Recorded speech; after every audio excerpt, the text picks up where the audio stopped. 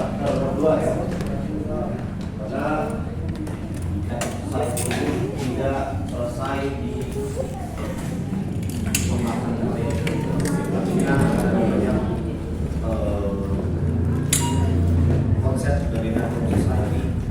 Ada dari sini kemarin diulas dari peradaban dari zaman lama.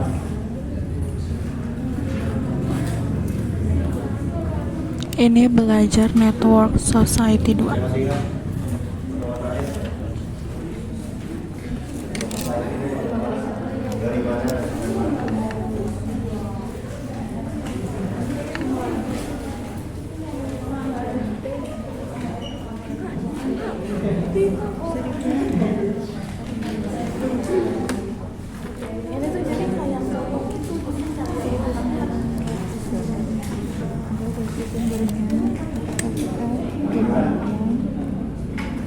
Dari mana ke mana? Nah, gitu.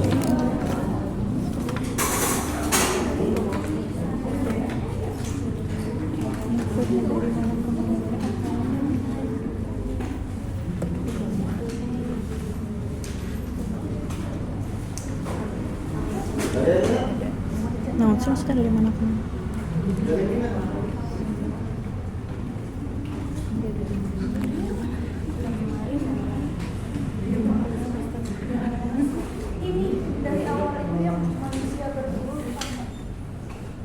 Tapi itu belum adanya jaringan. Kemudian yang tukar-menukar barang itu belum benar-benar saling membutuhkan tuh mereka tuh untuk memenuhi kebutuhan tersebut tuh melakukan dengan cara tukar-menukar sama manusia berburu itu. Oke, itu masih peradaban. Caranya dimulai dari mana? Cirinya?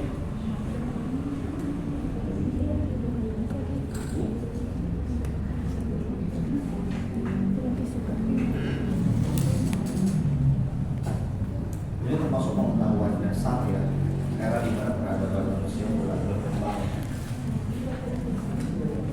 Dan ketika kemarin saya jelaskan kepada kalian, itu adalah hal yang seharusnya itu sudah pernah kalian pelajari di SMA. Maka saya segala dari mana? Awal mulai Network Society ini mulai kemudian ramah seiring dengan peradaban manusia dulu. Ada peristiwa apa?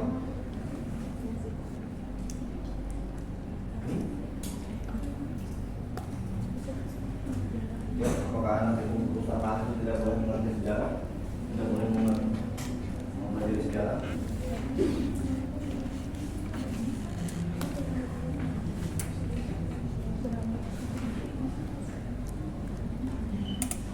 Kenapa? Kenapa? Kenapa?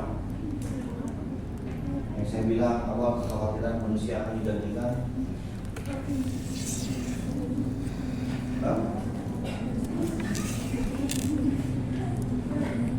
Apa?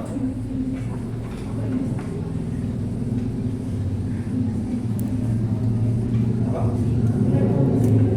Revolusi industri.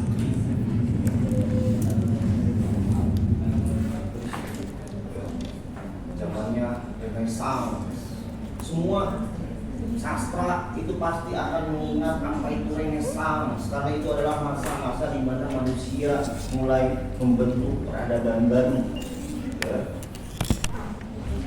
Cara berpakaian, cara berbicara, cara menulis, cara memproduksi, cara menyuplai, ya, cara bertransaksi, cara bernegosiasi, cara perang, ya. Semua itu ada dalam era dimulainya pada saat itu.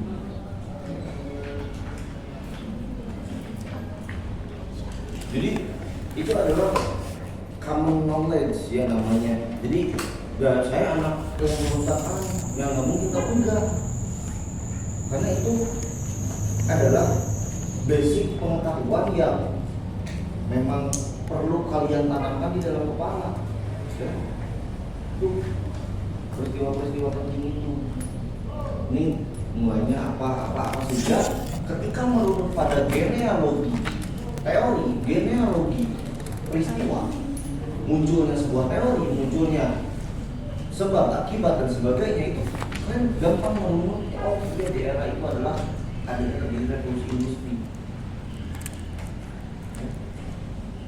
Dari situ, ya. Jadi itu yang perlu semua orang tahu. Ya.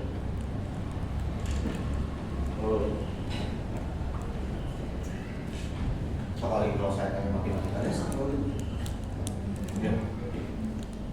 Kan jangan berpikir bahwa oh saya adalah mahasiswa yang perpustakaan, nggak perlu saya belajar matematika dasar.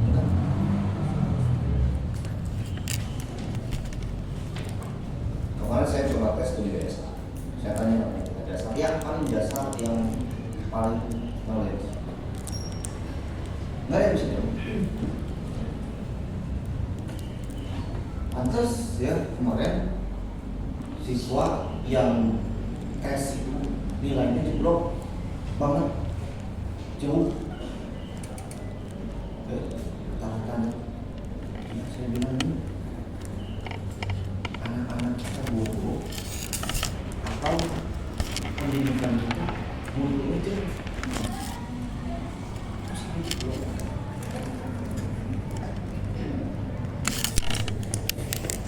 Ada orang dia juga ikut tes ya, karena mau ikut ke perguruan tinggi. Oh, saya bilang kemarin berapa matematikanya? Dia bilang berapa? Dua, dapat skor 2. Minimalnya 5. Kecil-kecil apa? Ini yang lain juga kecil-kecil.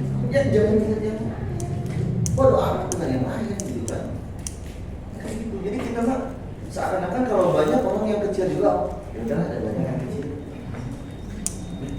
Tapi kalau yang lain pada gede, kok satu kecil mah.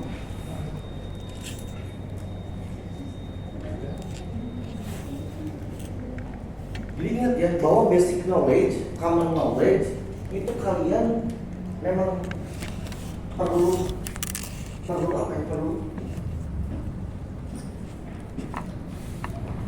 kalian tahu gitu. Jadi jangan dilupakan, jangan di skip, jangan dianggap gak penting ya. Karena ya bayangkan, jadi kalau kan pasti menemukan orang yang kalau diajak ngobrol tentang sesuatu pasti nyambung ya. Jadi nyambungnya itu dia dengan knowledge-nya, dengan pengetahuannya, dengan pengalamannya. Ketika ditanya, kamu tahu ini nggak? Oh iya, kita dapat peristiwa ini. Tapi saya nggak tahu ya obrolan kalian seperti apa di antara kalian. Karena kita bahas society. Ya. Di zaman saya itu orang yang disebut nyambung diajak ngobrol itu adalah bukan ada klik, tapi orang yang punya wawasan banyak. Bahkan ada istilahnya dulu mah di zaman saya itu ada orang tuh kayak Julia kamus berjalan. Karena kalau nanya sama orang itu pasti tak jawabannya dan benar. Belum zaman publik, belum zaman ChatGPT.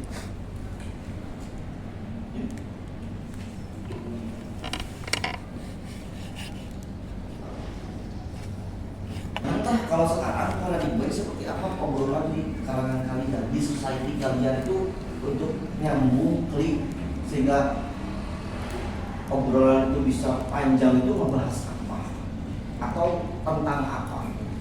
Bisa jadi sudah bergeser, bukan lagi jadi bahas knowledge. Kita bahas apa makanya? Apa kita ada gap generasi atau gimana? Cuman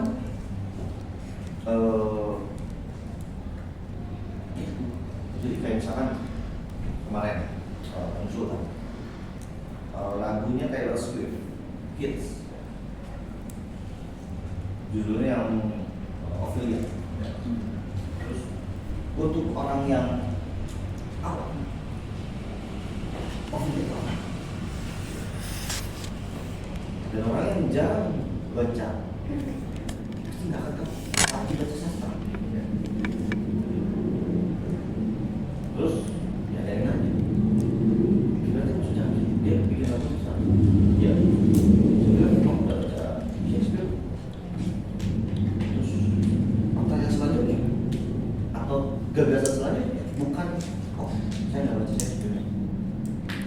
Kalau itu sudah ya diskusi itu sudah karena memang ya wajar orang tidak suka Shakespeare. Mungkin suka yang lain. Tapi siapa itu Shakespeare? Kan saya jadi mencita. Siapa Shakespeare?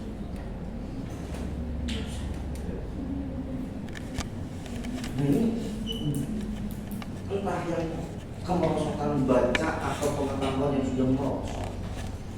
Jadi orang-orang jadi tidak tahu William Shakespeare itu siapa. Terus saya kasih itu karena judulnya walaupun Ophelia itu dari Hamlet ya, dari kisahnya Hamlet ya. Ophelia itu anak raja Denmark. Jadi kan saya tidak akan bercerita soal itu ketika dia siapa Shakespeare sudah selesai.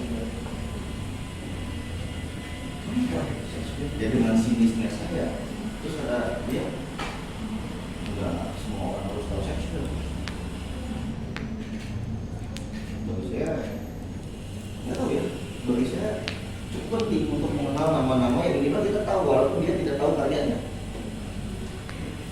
Kayak kalian masih kejamanan Romeo and Juliet. Romeo and Juliet tahu kalau Romeo and Juliet itu ada karyanya Shakespeare? Ada yang tahu ada yang tidak kalah populernya karyanya William Shakespeare itu ada Hamlet.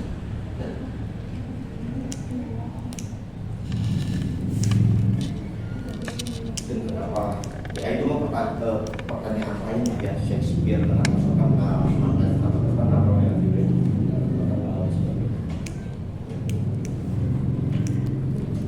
Makanya network society ini menciptakan paradoks.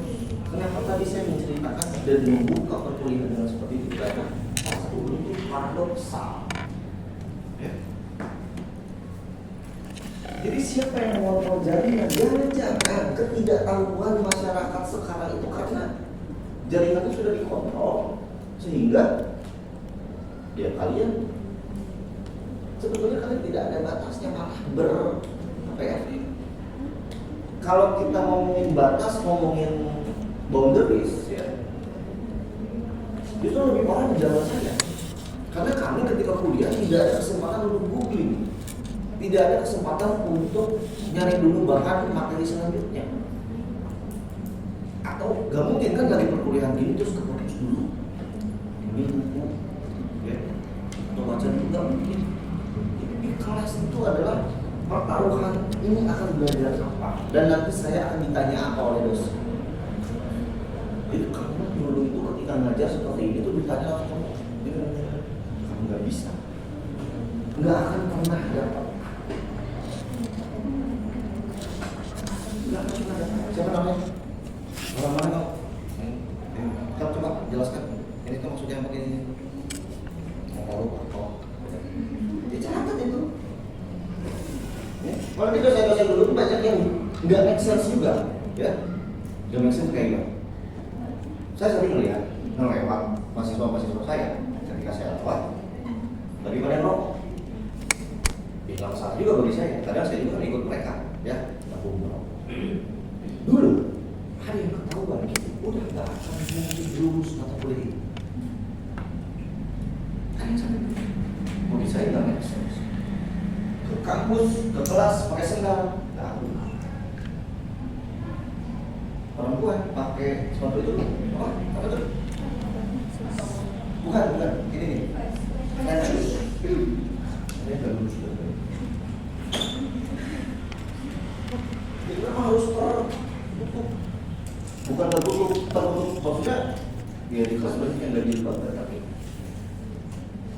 tidak memperlihatkan ya.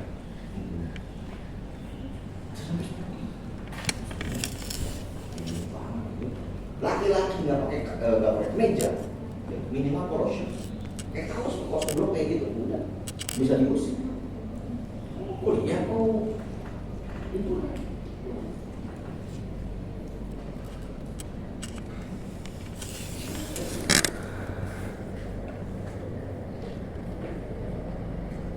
Nah, lambat laun aturan-aturan ini mulai meredup, ya. Mulai hanya dosen-dosen kolot yang melakukan seperti itu.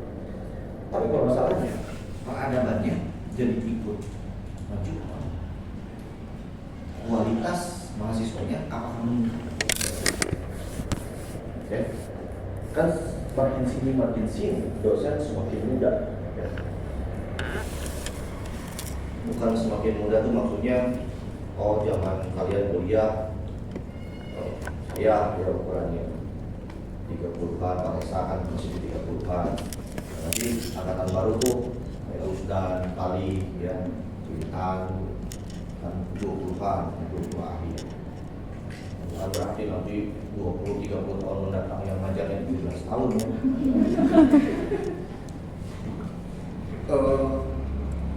Artinya gini, orang yang muda itu punya kelebihan, mereka mengkritik yang atas tanpa harus menyampaikannya langsung, tapi dia mengubah sistemnya dengan sistem sendiri yang akan dia gunakan. Tuh. Tapi kalau yang muda adalah ketika dia merasa bahwa dia merasa paling benar dibanding yang lain, apalagi yang tua-tua dibanding yang tua-tua. Jadi bagi dia yang tua-tua, yang tua-tua itu masalah kan? Kenapa dia yang tua dan sebagainya. Nah, kalau kalian tanya apakah saya berprinsip seperti itu? Tidak. Saya hanya berprinsip seperti itu kepada senior-senior saya yang tidak baca. Ya, kalau dia tidak baca. Dan aneh itu sekarang saya ngomong itu, walaupun saya dosen konsulting, saya ngobrolin apa? Ini saya bahas buku Ibu Sina, saya bahas buku apa? Jadi kita kan itu bagus nih, kamu baca dulu, supaya gitu ya. Hebatnya orang sistem pikiran. Bentar ya. Apa yang yang kedua masih menempatkan itu memang dari itu. Jadi ya memang bakal susah kalau tidak pernah dibiasakan. Makanya namanya belajar itu adalah harus dipaksa.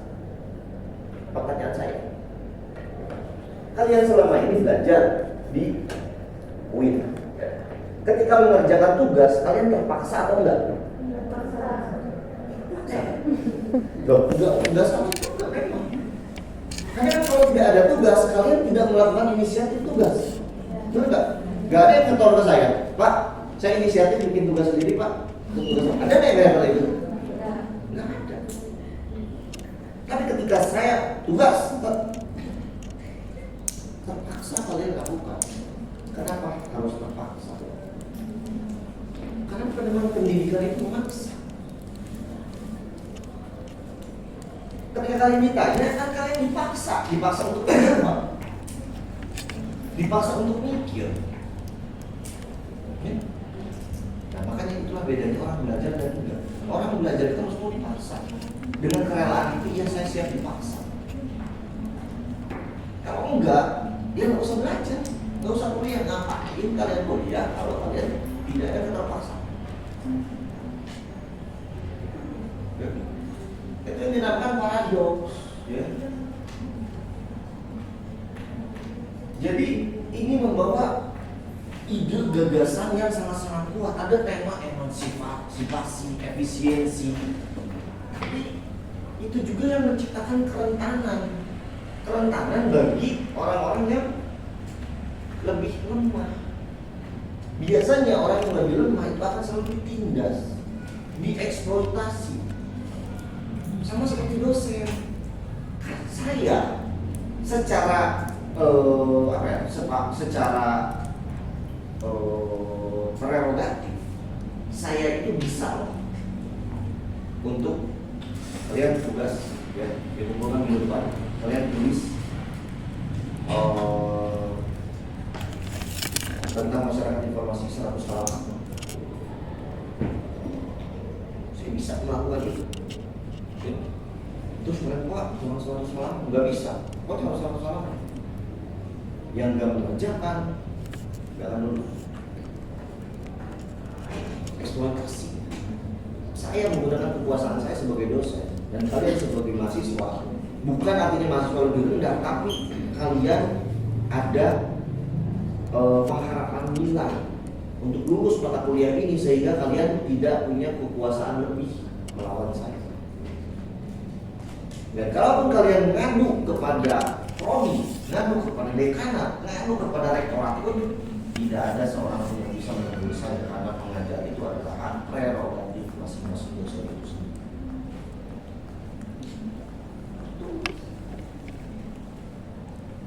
Ya. Makanya kesewenang-wenangan apalagi eksploitasi, merendahkan dan sebagainya itu sering terjadi di masyarakat kita karena itu tadi ada orang punya kuasa sedikit, dia merasa sudah bisa menginjak yang lain. Contohnya gini, kayak kemarin saya nanya ke mahasiswa BSA, kan saya mengajar kemarin itu materi menulis opini. Saya kasih tema highlight yang pernah viral terjadi. Bayi diberi kental manis oleh ibunya akibat kemiskinan. Saya beri tema. Saya tanya kepada mahasiswa, siapa yang salah? Siapa yang salah? Siapa yang salah? Bayi diberi kental manis karena miskin. Siapa yang salah? Negara. Kenapa negara?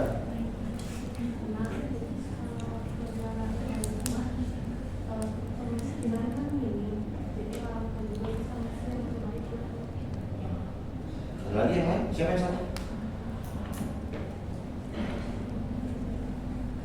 Siapa yang salah?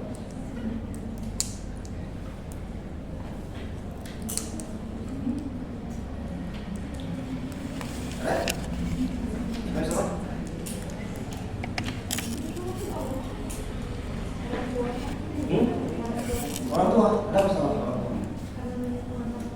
Karena minim pengetahuan. Kenapa orang tua minim pengetahuan? Sebelumnya tahu pengetahuan anak itu dikasih apa aja. Lagi, siapa yang salah?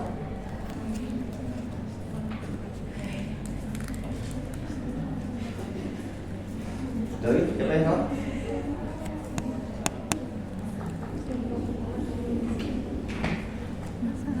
Siapa yang salah?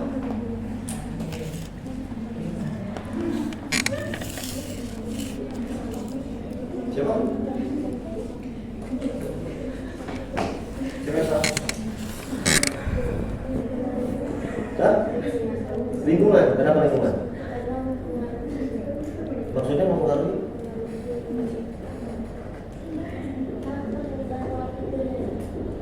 Mempengaruhi karakter dan pola pikir. Kayak gimana? Kayak sekarang kita berinteraksi dengan lingkungan, kan pendapat orang itu mempengaruhi pola pikir kita. Oke, jadi kan itu akibatnya kemiskinan, bukan akibat dari apa namanya lingkungan.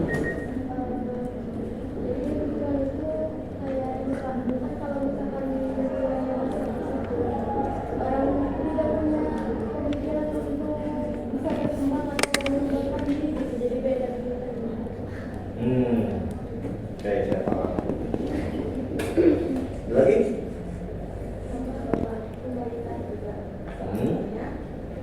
Tapi lebih ke ekonomi itu. Kayak sekarang harga-harga makanan itu tinggi, tapi gaji-gaji itu masih kecil.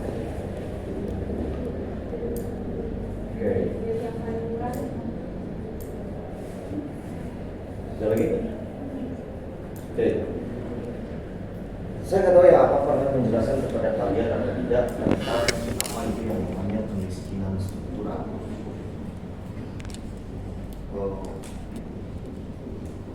Saya juga kaget kemarin di BSA itu banyak yang menjawab sama seperti orang tua, salah ibu.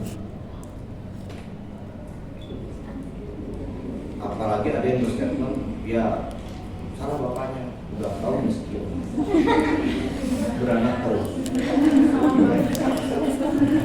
Untung nggak ada yang jauh salah bayi.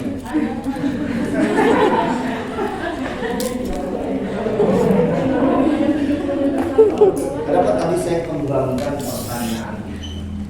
Tadi ada yang jawab orang tua, ada yang jawab lingkungan, saya kembangkan terus pertanyaannya. Saya pengen tahu ujungnya bakal kemana, jalannya bakal kemana. Nah, inilah yang menciptakan paradoks di mana manusia ketika keadaan atau kedudukannya lebih daripada orang lain, seakan-akan punya hak yang lebih daripada orang lain. Kenapa orang kaya merasa lebih berhak untuk melarang orang miskin punya anak, apalagi menikah? Kenapa? Padahal secara spesies sama-sama manusia. Iya dong. Kenapa haknya harus dibedakan hanya karena status sosial? Gak berkeadilan. Oke. Tadi saya bilang salah. Tadi ada yang jawab salah orang tuanya. Kenapa orang tuanya? Ya karena orang tuanya tidak punya literasi mengenai cara untuk merawat anak dan sebagainya. Permasalahannya adalah orang miskin punya akses pendidikan seperti kalian, punya akses kesehatan seperti kalian. Start dari awalnya sama seperti start kalian kan? Itulah yang namanya kemiskinan struktural. Orang miskin, nggak ada itu cerita FTP. Orang miskin ketemu pangeran kaya, nikah jadi kaya. Kalaupun ada juga prosentasenya 0,000 sekian. Kebanyakan orang miskin nikah dengan orang miskin, lalu melahirkan anak miskin. Anak miskin ini gede, ketemu lagi anak miskin lagi, kawin. Ya.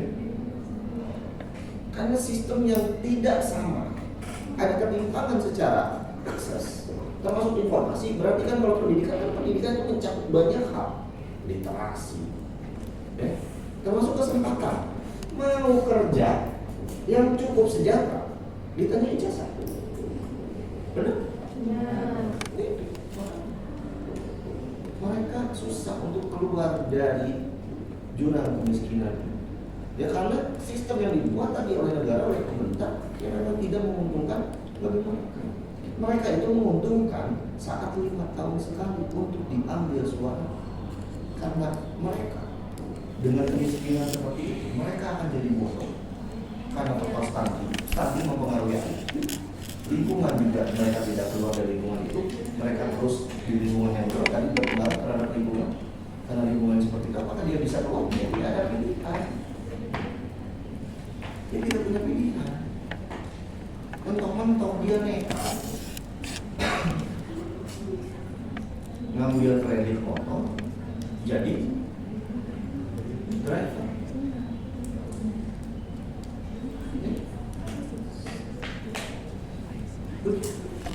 Beda dengan kalian. Kalian ketika lulus dari sini, kalian sudah punya gambaran berapa kalian layak untuk dibayar nanti. Mereka untuk mendapatkan kerjaan pun kadang harus mengemis. Beda dari situ. Makanya itu banyak faktor-faktor yang kemudian kemiskinan itu nggak bisa ditentukan hanya karena orang malas, orang pintar, orang rajin dan sebagainya. Karena orang-orang kaya itu sering, kok hanya kamu pengen kaya dan rajin? Pertanyaan saya, coba kalian ke pasar Ujung jam 2 jam 3 subuh, sudah ramai belum sana? Sudah ramai. Pertanyaan saya, mereka kaya atau miskin? Miskin. Padahal mereka lebih rajin dari kalian. Jam 2 jam 3 kalian lagi tidur. Ada yang masih begadang. Begadang. Mereka sudah berjibaku mencari nafkah.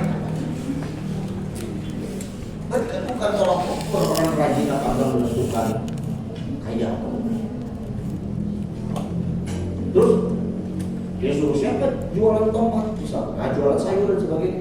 Karena itu kesempatan yang mereka punya, pilihannya nggak banyak, mereka hanya punya itu.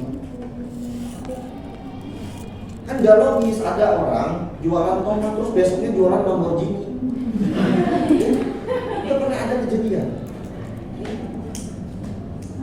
Lalu kenapa sistem yang membuat mereka seperti itu gini?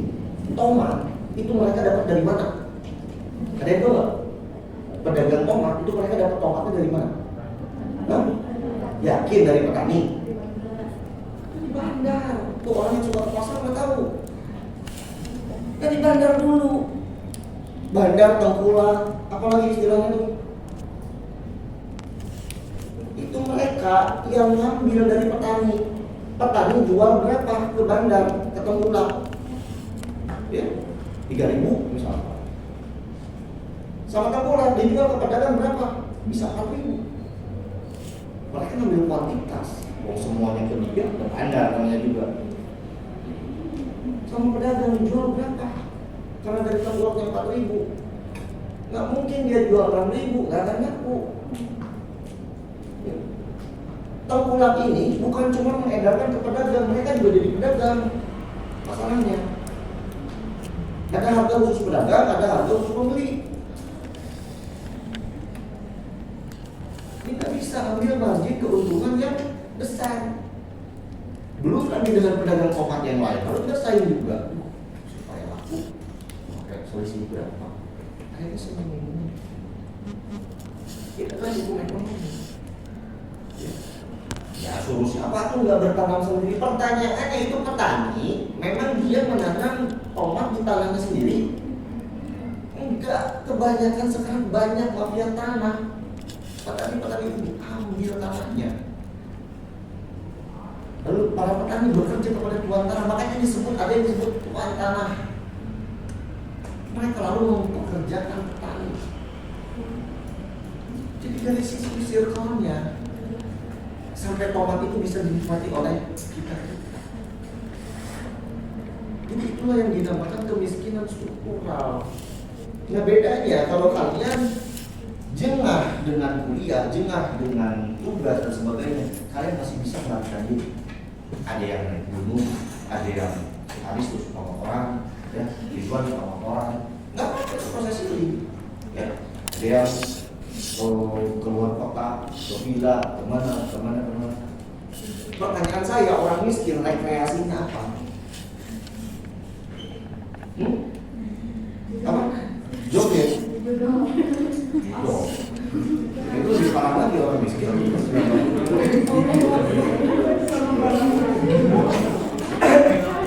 Orang miskin hiburannya apa? Ya itu tadi udah. Hiburannya apa? Makanya mereka beranak-anak banyak karena cuma itu opsi rekreasi mereka satu-satunya yang mereka punya. Ya, dia suruh siapa tuh rekreasi dia seks?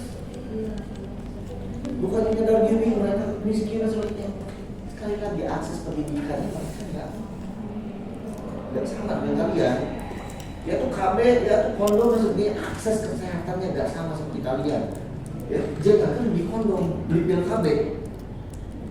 Ya, atau bor yang mahal pasang ayu dikit ya, nggak mungkin. Untuk makan saya, jadi ini. Nah, yang membedakan kalian dengan mereka adalah apa? Apa yang membedakan kalian itu punya proyeksi dan rencana ke depan. Di masa depan kalian ingin apa? Ingin menjadi apa? Kalau kalian tidak punya rencana itu, percuma kalian sekolah. Kalau hanya mikirin hari ini. Coba pikir. Karena kalian berpikir bahwa kalian ingin kehidupan yang lebih baik. Ya. Saya nggak akan bilang kalian orang kaya. Ya. UIN, saya tahu kondisi ekonomi mahasiswa UIN. Dan memang sebaiknya kalian Yang bisa kalian lakukan adalah ketika kalian bisa duduk di kelas ini, maka kalian harus belajar dengan sungguh-sungguh. Karena nanti ketika kalian keluar dari sini, ya, persaingan kalian lebih lebar lagi dengan lulusan-lulusan dari kampus kalian. Cuma kan masalahnya kalian sudah punya rencana, kalian sudah menentukan nanti akan bahas apa, nanti akan kerja apa, di mana dan sebagainya. Kalau tidak punya itu, ngapain dulu? Jadi sama kayak pemulung nih, mulung. Sekarang dapat hasil berapa, bisa makan apa? Kalau saya besok, gimana besok? Kan kalian nggak begitu. Ada yang ngekos dikasih uang seminggu, bulanan, ya tergantung.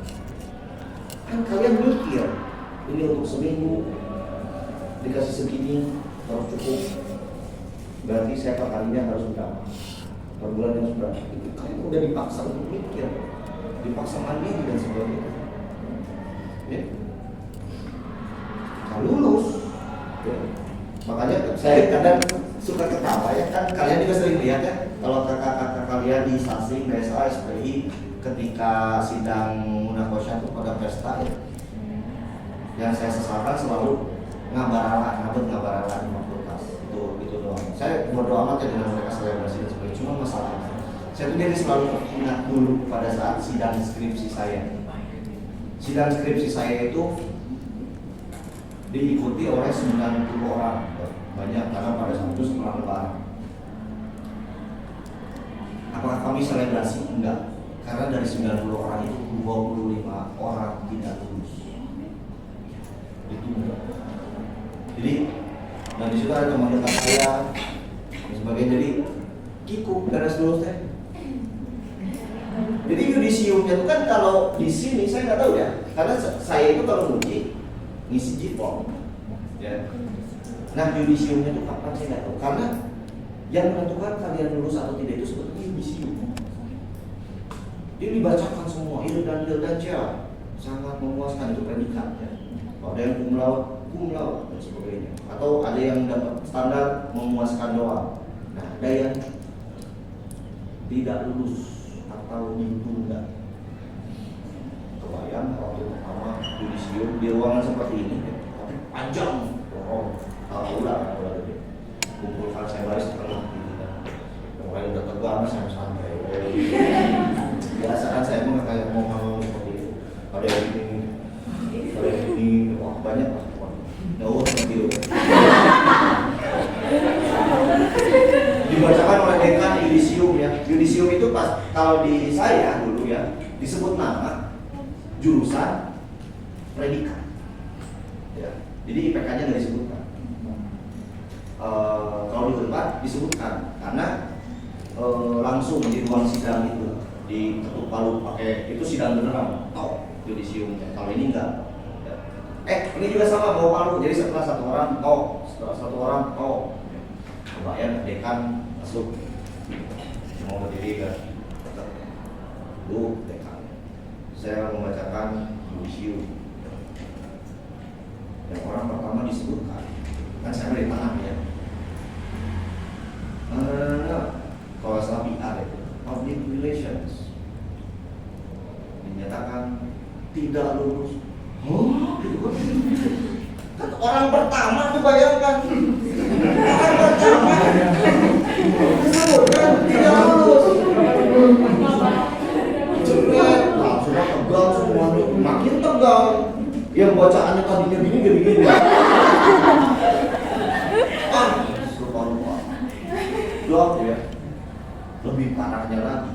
Yang kedua, tidak lulus. Sopan dulu kan nggak mungkin ya. Saya tuh pede waktu itu. Saya mau pasti lulus. Tapi teman saya dulu ini. Dan kalian mau pede-pede itu, dong. Kata dosen hukum di mana sih ya? Saya kata dulu kemana? Jadi kan tegang saya. Jadi kan ingat omongan teman saya tuh udah lulus, dia yudisium bulan kemarinnya.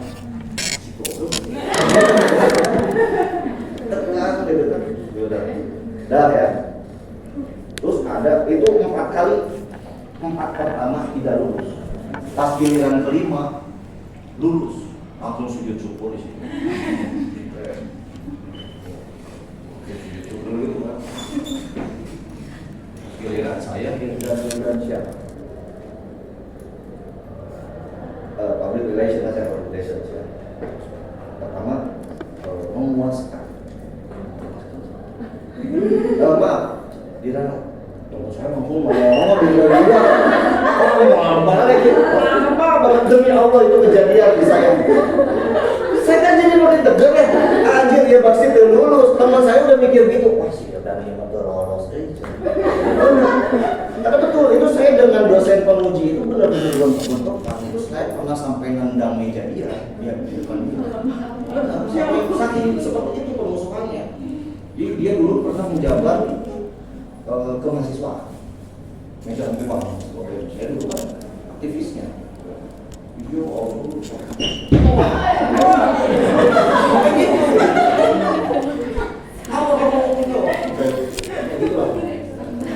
kan pas judisi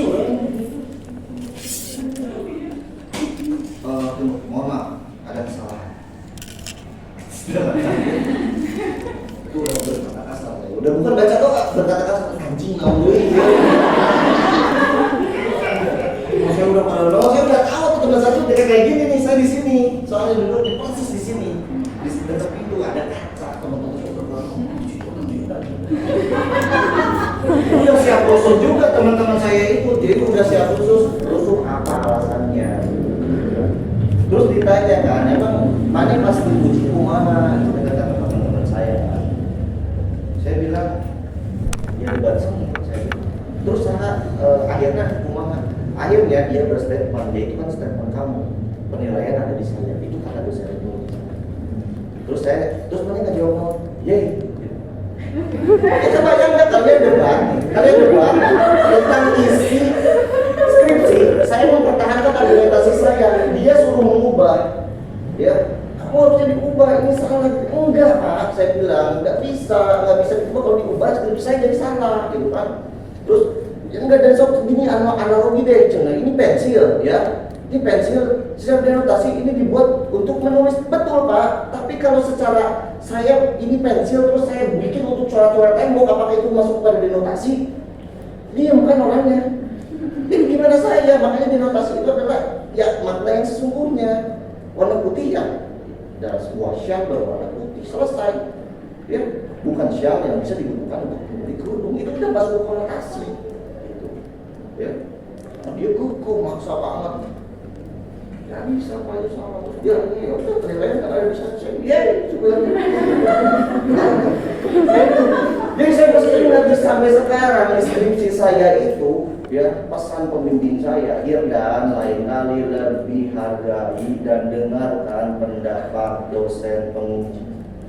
Skripsi saya dari pembimbing saya. Saya nggak terima, nggak mau, saya salah kalau kayak gitu. Ya kan? Ayah 5 menit karena nungguan saya pas sebentar ada kesalahan.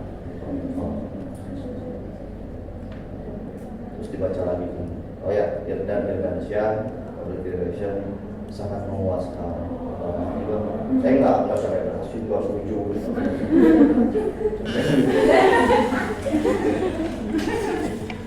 Jadi setelah itu barulah banyak yang berguguran, benar. Jadi saya tuh kebayang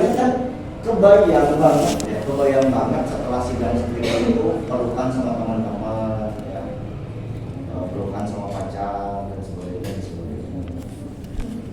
Saya masa sebelum sidang pacar saya udah mengabari, ya aku nggak bisa ke sana, kemana kan? Benar tahu, nggak apa-apa, saya nggak bermasalah. Tapi aku janji katanya aku akan secantik mungkin pas wisuda kamu. Saya bilang nggak usah, kamu udah cantik kok.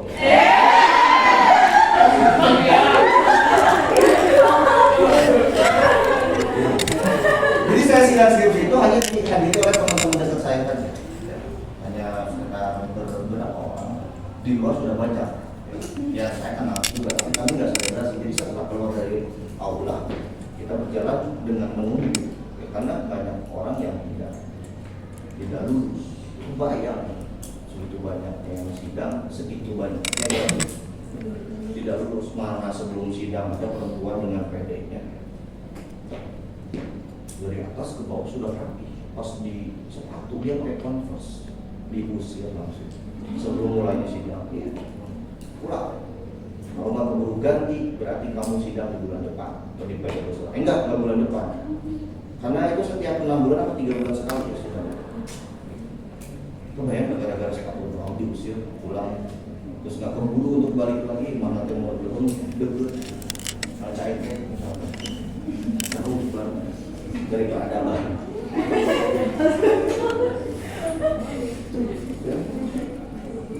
Jadi bagaimana partisipasi melawan eksploitasi itu seperti itu. Jadi ketika tadi saya ceritakan saya menendang meja dosen saya, itu bukan karena saya adalah masalah pembangkang ya, membangkang, tapi saya juga tidak mau dieksploitasi. Maksudnya gini, saya tuh selalu minta semua transparansi dari uang denda, uang beasiswa dan sebagainya. Siapa aja yang dapat beasiswa saya mau tahu. Saya mau tahu. Siapa aja yang dapat dana hibah, siapa aja yang dapat bantuan, ada kan bantuan untuk yang keluarga miskin dan sebagainya. Saya tahu siapa aja namanya, sama NTM.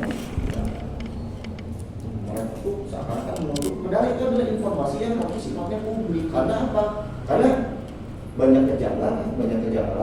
Banyak orang yang dapat beasiswa dengan predikatnya kekurangan, tapi hidupnya foya-foya. Ya, ngomong siapa yang jadi fenomena kemarin seperti apa dia yang beasiswa? KIP ya, penerima KIPK itu terus banyak yang jadi foya-foya. Itu fenomena dari itu seperti itu tuh. Jadi tidak tepat sasaran. Pada akhirnya kami itu sebagai BEM ya pada saat itu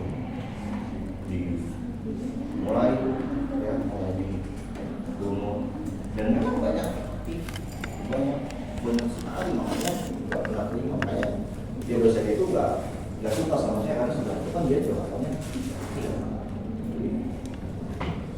siapa pesan mereka selalu yang belajar kalau mahasiswa atau apa ya mending yang galak tapi dia jujur, dia nggak masalah saya bilang, daripada yang dia friendly tapi perempuan galak. Itulah yang bikin saya nggak suka sama dia nggak suka sama saya. Tapi nggak tahu ya dia apa masih benci sama saya, suka soalnya dia kalau di medsos dulu follow saya, tapi saya nggak pernah follow. Kalau ini udah beberapa kemarin ya, konsep digital labor, free labor, e-commerce itu sudah. Ini juga udah ya, kemarin Gojek ya.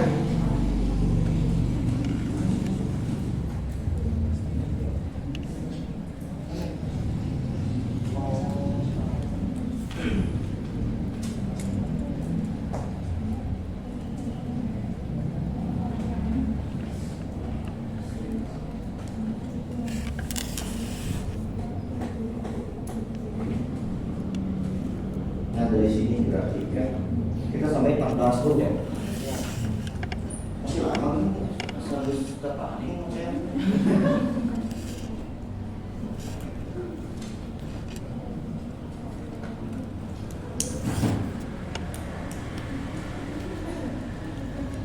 Nah,